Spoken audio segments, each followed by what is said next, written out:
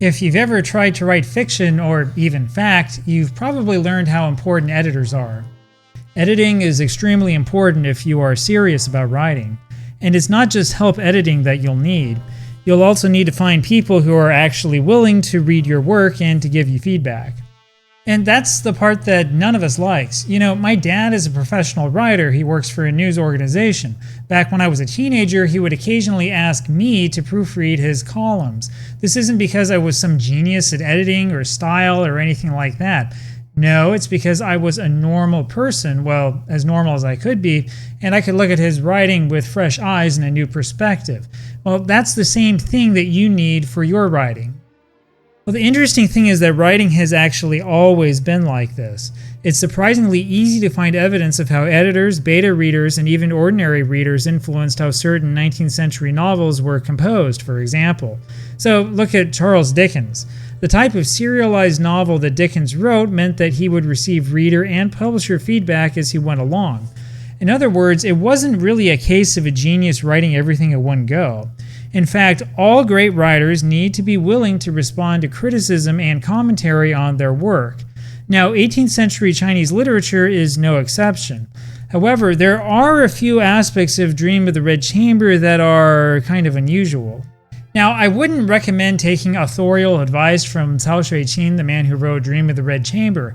After all, he deliberately breaks most of the conventional rules of fiction in his own book. I mean, the beginning of the story is basically a comment on the psychological stance of the writer, not exactly thrilling stuff. The heavenly backstory is pretty obscure and confusing. It takes us 3 chapters to get to know any of the main characters.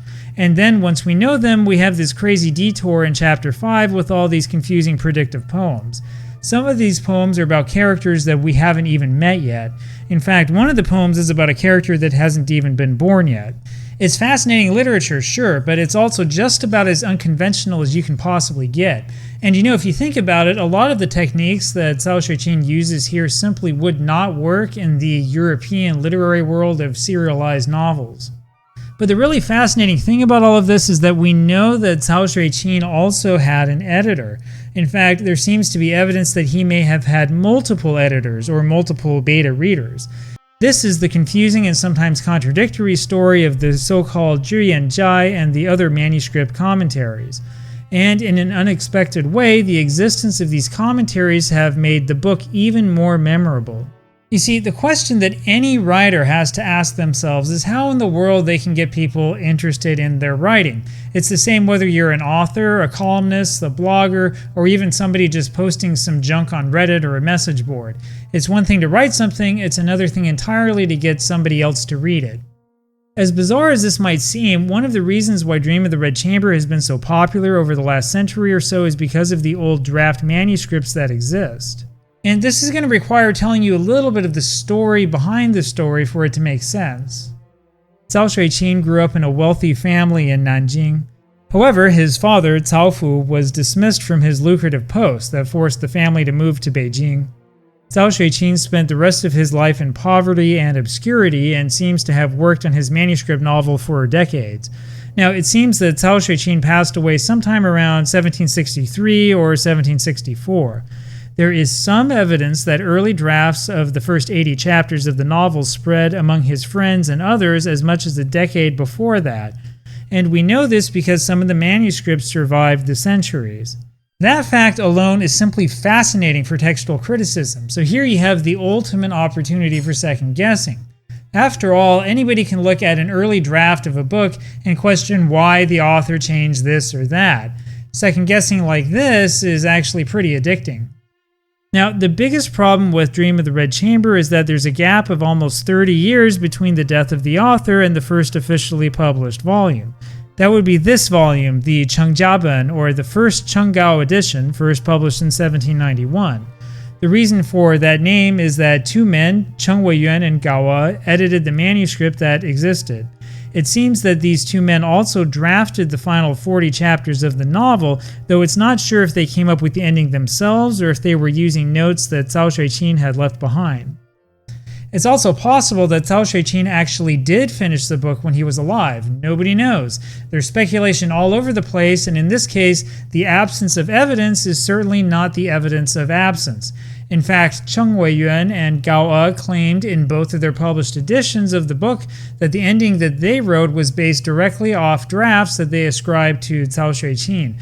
Although you can tell if you read it in Chinese that it's not Cao Xueqin's voice. Anyway, it's fascinating.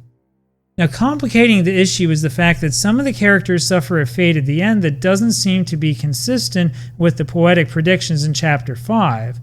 Or maybe the fates are consistent and maybe we're just misinterpreting the poems. Now, the more you play this game, the more interesting the game itself becomes, and it keeps pulling you back in until the novel has consumed a significant part of your life.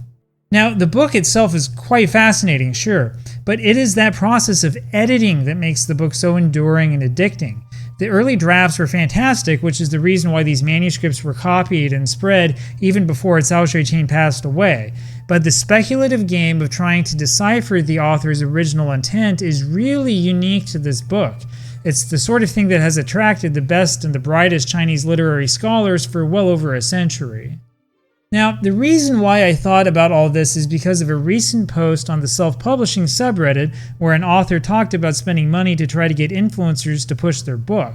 The correct answer, of course, is that you need to know your audience before you publish, and you need to go out there and talk to them. Or, in other words, you don't want to spend a bunch of money to try to get somebody else to do the advertising for you. Instead, what you really want to do is to create something that naturally attracts your target audience. And the fascinating thing here is that, at least I think, Cao Xueqin would give you the same advice if he were alive, able to talk with you, and if he knew what happened to his novel in the end, that is. Dream of the Red Chamber was a hit among educated circles, which is one reason why the early manuscripts spread the way that they spread. The textual notes include all sorts of comments and emendations, some of which Cao Xueqin apparently used. Now, the two published versions are controversial in part because the book may have been modified in order to fit with the censorship requirements of the Qing dynasty. It's difficult to tell, of course, because the early manuscripts we have are incomplete and certainly don't paint a comprehensive picture of the entire editorial process. But, interestingly enough, the existence of those early manuscripts alone is a huge magnet for scholars and other serious literary critics. Or, in other words, the notoriety of the book itself winds up being the best advertisement for the book. Well, if you've got people talking about your work and commenting on it, you're doing something right. And of course, if people are still talking about your work and commenting on it hundreds of years later, you've basically won the game. You see, the point of literature is not just to write something and get paid, it's to write something to get people to think and to talk. And that's one reason why I've decided to turn my translation project into a blog. Now, the nice thing is that I can get immediate feedback from my audience. I guess that's somewhat similar to what Dickens experienced in the old serial novel format. In fact, as you might already know, platforms like Substack make the serial novel look like a literary format worth exploring again. Now, the nice thing about the comment section is that you can have meaningful discussions and interactions with your audience in real time. There's no need to wait for the publisher to put your work out first, for example. And I really think that this platform is something that other scholars and intellectuals seriously need to explore. In fact, I wouldn't be surprised if this wound up changing the world of academic discourse in the long term. Well, as some of you probably already know, there are quite a few articles about books like Dream of the Red Chamber in academic journals. Unfortunately, though, some of these are really a slog to read through. The same goes for books that have been published in English about the book itself. A lot of ink has been spilled, sure, but the frustrating part is that only specialists wind up reading this stuff. So what would happen if we took some of the literary discussions and moved them to a more accessible platform? What would happen if we tried to make the discussion engaging instead of dry and theoretical? Anyway, that's basically what I've been working on. Maybe we'll get somewhere, or maybe people will just conclude that this is an old book and is not worth worrying about. But what do you guys think?